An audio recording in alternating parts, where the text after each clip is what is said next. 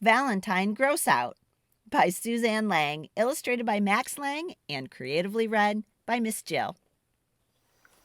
Jim Panzee was enjoying a nap in the sun when he heard a voice awaken him. Jim, do you like my flower? Tweeted Oxpecker. My boyfriend gave it to me because we're in love. Love? Said Jim. Gross! Oh, don't be jealous. Also, my boyfriend is making me a romantic dinner for Valentine's Day. Tweeted Oxpecker. Valentine's Day? What's that? Asked Jim. Oh, it's a day for love, replied Oxpecker. Full of hearts and sweets and flowers and romance. It's the loveliest, doveliest, most wonderfulest holiday. Yuck, said Jim. It sounds more like the grossest holiday. Jim went to find his neighbor Norman. I bet Norman thinks Valentine's Day is as gross as I do, thought Jim. But when he got to Norman's branch, his neighbor was busy. I'm making some love cards, said Norman. Catch you later. Jim couldn't believe it. Even Norman liked Valentine's Day. Everywhere Jim went, there were couples being gross. Couples exchanging cards. Here you go. Couples gazing into each other's eyes. Couples giggling for no reason. Couples slow dancing. Cuddling couples. Snuggling couples. And worst of all, kissing couples. Finally, Jim couldn't take it anymore. Ew! Valentine's Day is the grossest holiday. It's true. All that kissing is pretty gross, said Norman. But Valentine's Day isn't just about couples. There are lots of kinds of love, said Norman. Like the love you have for your parents. There you go. And the love parents feel for their children, said Jim's mom. Here you go, honey. And the love you feel for your friends, said Norman. Here you are, Jim. Valentine's Day is about showing the people you love that you love them, son, said Jim's dad. Here you go. Jim's arms were full of things that made him feel loved. It was a nice feeling that he wanted to share. And so he made Valentines for all of his friends and family. Maybe Valentine's Day isn't so gross after all, he thought. Here you go. Thank you. And have this one too. Thank you. Ew! Gross! The end. Be sure to check out my other Grumpy Monkey videos and subscribe. It's free. This one's called Grumpy Monkey Spring Fever, read by Miss Jill. Hey, be sure to thumbs up the video and click subscribe. It's the best way to support this channel. One spectacular spring day, Jim Panzee woke feeling silly. He leapt off his branch and ran through the jungle, laughing and shouting. Why do I feel so silly? Wondered Jim. Maybe you have spring fever, suggested Norman from next door. Spring fever, said Jim. Oh no! And he ran off. What's the matter, Jim? Asked Water Buffalo. I need to find a cure for my spring fever, said Jim. Spring fever isn't really a fever, said the Water Buffalo. It's when the spring weather gives you a lot of energy. You need to calm down, said Oxpecker. The other animals tried to help Jim calm down. You should take a bath, but try not to splash.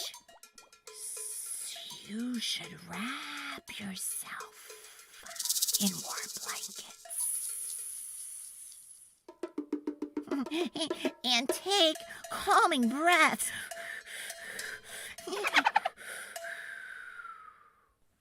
You should take a nap. You should drink tea. Or sniff some lavender. My favorite. You should be quiet and sit still. You should put cucumber slices on your eyes. And take a time out. Finally, Jim looked calm. But he didn't feel calm inside. I don't want to be calm, Jim shouted. Jim's spring fever's getting worse. Everybody stay away so you don't catch it, shrieked Oxpecker. All of Jim's energy turned into anger. Well, catch this, yelled Jim, and he was about to throw a cucumber at Oxpecker when Norman showed up. Are you okay? Norman asked. No, said Jim. I can't get rid of my spring fever, and now I have too much energy. Having lots of energy is a good thing, said Norman. Just enjoy your spring fever and do spring things. Spring things? What are spring things? The other animals had lots of ideas for spring things Jim could do. You could decorate eggs. And hide them. And then try to find them. You could wear a bonnet. You could pet baby animals. You could play ball. You could splash colors on your friends. You can plant flowers. And give them to your mom. You could listen to a long story. And then eat a special dinner. You could climb a tree. Jim felt like doing all of that. And so he put on a bonnet, petted some baby animals, listened to a story, ate a special dinner, and planted and picked and gifted Here you go. and climbed Oh, thank you. and played and splashed and painted and hid and searched and shouted. I have spring fever, and I don't care who knows it.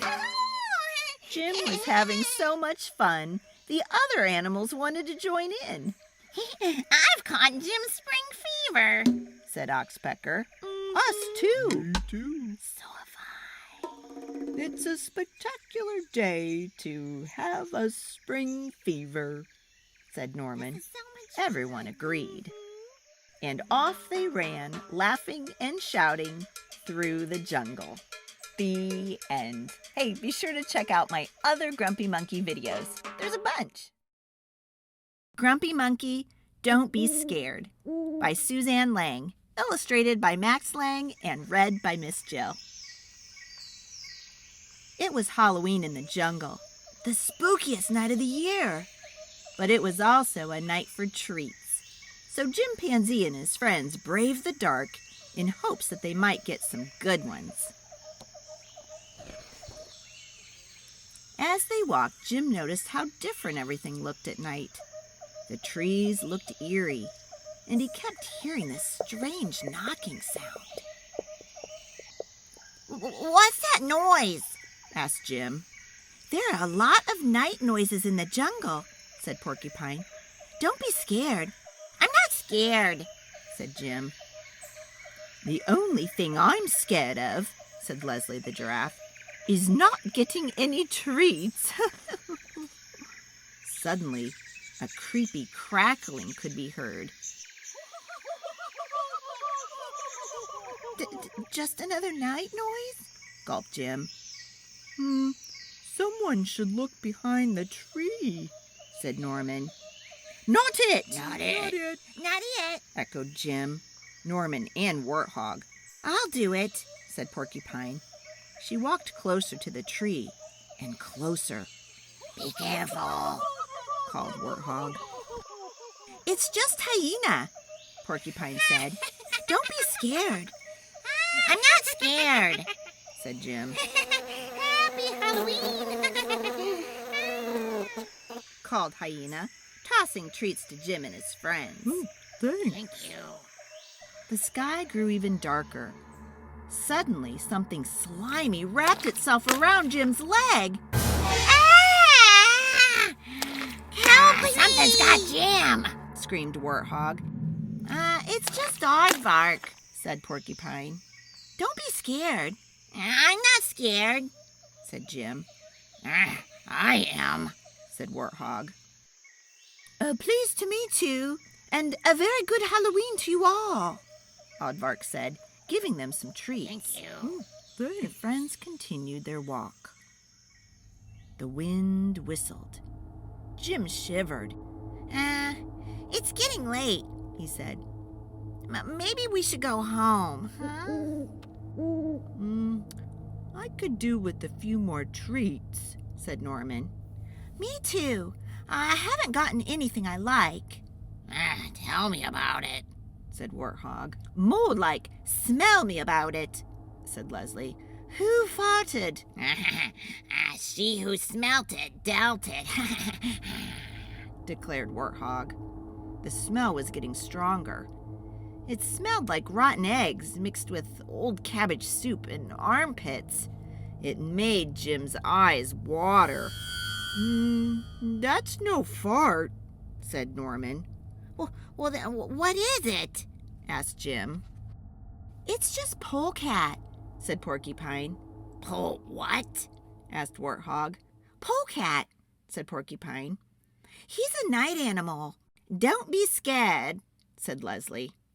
I'm not scared, said Jim. Actually, said Porcupine, you should be a little scared. Don't come into my house, shouted Polecat, spraying the stinkiest liquid Jim had ever smelled. Run! That was close. Said Norman. You bet your little butt it was, said Leslie. Jim looked around. It was so dark, he had no idea where they were. And then he heard that knocking again. But in the deep dark, Jim couldn't tell where it was coming from. Don't be scared. It's just night noises. I'm not scared, squeaked Jim. Suddenly, two glowing eyes flashed overhead. Screamed the eyes, which seemed to be darting all around. Jim couldn't take it anymore. The cold, the dark, the smells, the noises. It was all too much. I'm scared, he screamed. I'm really, really scared. Jim felt something tap on his shoulder. Don't be scared, A little voice said. The knocking and the screaming were me. I knock on trees. I was knocking on trees, looking for bugs to eat, and you and your friends startled me, so I screamed. I guess we both got scared, said Jim. It's okay, said Norman. Everyone feels a little scared sometimes, right? Here, have some Halloween treats, said I. Here you go. Here. Oh, finally. Some good treats. Said Warthog. Jim and his friends shared the yummy treats. They took turns scaring one another. Boo! Did you see me? Shouted Leslie from behind a tree. Boo! Shouted Porcupine, popping out from under a pile of leaves. It was a spooky good time. Cold, dark, noisy, and smelly. Uh-oh. that's Polecat. Ew, pew! Oh, yuck! Get out of here. Yes. Treats. Said Polecat. The end. Be sure to check out the other Grumpy Monkey read-alouds I have and subscribe. Thanks. Grumpy Monkey Party Time by Suzanne Lang. Creatively read and adapted by Miss Jill. One perfectly pleasant afternoon, Jim Panzee found an invitation on his branch. You are invited to Porcupine's party, Party? said Jim. Hey, it'll be a great time, said Norman from next door. We can dance, Dance? exclaimed Jim, cutting him off. I can't dance. Can't dance. Goodness, I never knew. Everyone can dance, said Hyena. Come on, show us your moves. I don't have any moves, said Jim. Sure you do. Said Hyena. You just need to try. So, Jim tried to dance. You should have taken him at his word, Norman said to Hyena, If Jim doesn't know how to dance, said Oxpecker. we'll just have to teach him. Everyone was excited to teach Jim how to dance. You've just got to feel the beat, Said the lizards. You've got to strut your stuff, said the ostrich. You gotta shake your booty, Said the baboons. Hey, he's doing it! He's dancing! Everyone cheered. Party time, Said Norman, and they headed off to Porcupine's party. At the party, everyone wanted to dance with Jim, dance with us. said the ground squirrels. Care to shake a tail feather? Asked Peacock. May we cut in? Asked the warthogs. me next. Said Rhino. Jim danced and danced. Everyone on the dance floor was having a great time. Everyone except Jim. And then it got worse. Music is the best. Chirped Oxpecker.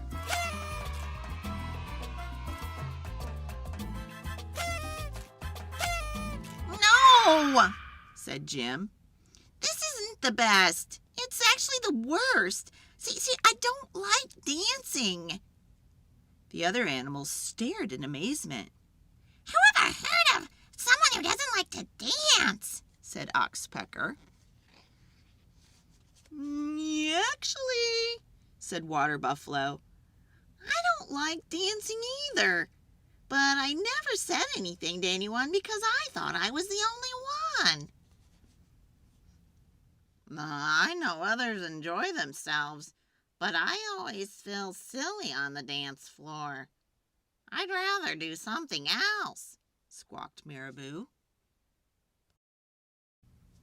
I'll be honest, chimed in Bat. Dance floors are always too loud for my taste. Yeah, I'm going home, Jim said, and he turned to go. And he bumped smack into Norman. You're not leaving, are you? Asked Porcupine. Everyone at this party wants us to dance, said Jim. But, we don't like dancing. No, it's not for everyone, Norman agreed. Oh, but now I'll have too much food, said Porcupine sadly. Aw, Porcupine, I'm sorry. We didn't mean to upset you. Jim paused. Wait a minute. There's food at this party? And indeed, there was a lot of wonderful food. There's bananas and surprise eggs, old meat and honey seed dumplings, flour cake, pickled roots, grass maggot salad, fruit bowl, pineapple pudding, fresh meat, bark jerky, fly pie, anything all the animals would want. And plenty of games too. Tag, shake that tree, swing along, puddle splash off, bobbing for mangoes, lots of games. And so they stayed at the party. Jim enjoyed the wonderful food, he laughed with his friends, and he even played a game or two. But he did not dance. And it was a great time.